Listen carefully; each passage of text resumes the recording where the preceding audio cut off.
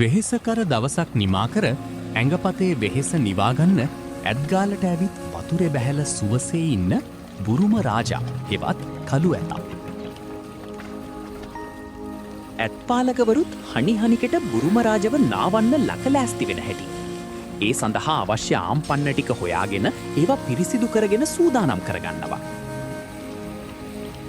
ශ්‍රී දළදා මාලිගාවේ ඇත්පන්තියට අයත් අපේ රටේ පෙරහැර මංගල්‍යයන් අලංකාර කරන ඉතාමත් ජනප්‍රිය මෙන්ම මනස්කාන්ත දළ ඇතෙක් තමයි මේ බුරුම රාජා. බුරුම රාජා කියන්නේ 1980 වසරේදී මියන්මාරයේ බුරුමයේ බාගෝ ප්‍රාන්තයේ උපත ලැබූ හස්තියෙක්. උපන් රටේදී ඔහුව හැඳින්වියේ කයිමොන්තොන් යන නමින්. පසුව 2007 වසරේ ජූලි 12 වෙනිදා මියන්මාර රාජ්‍යයෙන් ශ්‍රී ලංකාවට තෑග්ගක් ලෙස පූජා කළ මේ ඇතා ශ්‍රී දළදා මාලිගාවේ ඇත්පන්තියට එකතු වුණා. දැන් අවුරුදු 45ක පමණ වයසක පසු වෙන බුරුම රාජා 2016 වසරේදී ප්‍රථම වතාවට මහනුවර ඇසළ පෙරහැරි ශ්‍රී දළදා කරඬුව වැඩමවීමේ භාග්‍යයක් හිමි කරගත්තා. ඉන්පසු දිගින් දිගටම මේ අතා දළදා පෙරහැරේ දෑලේ ගමන් කරනවා. ටිකක් ඉක්මනින් කෝපයට පත්වන ස්වභාවයක් තිබුණත් පෙරහැරේ ගමන් කරද්දී දක්වන දක්ෂතාවය සහ තේජස් බව නිසාම බුරුම රාජා කියන්නේ ලංකාවේ ඉන්න ඇතුන් අතරින් බොහෝ දෙනෙක්ගේ දැඩි ආදරය දිනාගත්ත විශේෂම ඇතෙක්.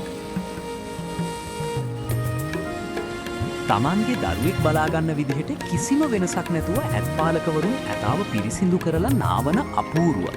ඇගේ ඇති කුණු යනකන් ඇතාටත් කිසිදු ආකාරයකින් අපහසුතාවයක් නොවන ආකාරයට හැම දෙයක්ම සිද්ධ කරන හැටි. මේක හරි අපූරු බැඳීමක් තමයි. බුරුම රාජත් හරි සනීපට ඇත්පාලකවරුන් නහවා පිරිසිදු කරනකන් වතුරට වෙලා ඉන්න අපූරුව.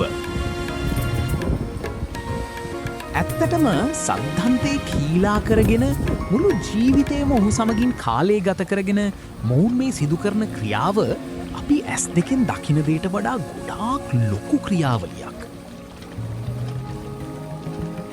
අද සමාජයේ ඇතැම් පුද්ගලයන් හීලෑලිය ඇතුන්ට සලකන ආකාරය දැක්කහම හරිම කනගාටුදායක වුවත් බොහෝමයක් දෙනෙකු මොවුන් රැකබලා ගනිමින් රැකවරණය දෙමින් ඔවුන්ගේ වටිනාකම තේරුම් අරන් පරිස්සම් කරගන්න බොහෝ සෙයින් මහත් කැපකිරීම් සිදු කිරීම සතුටට කාරණයක්.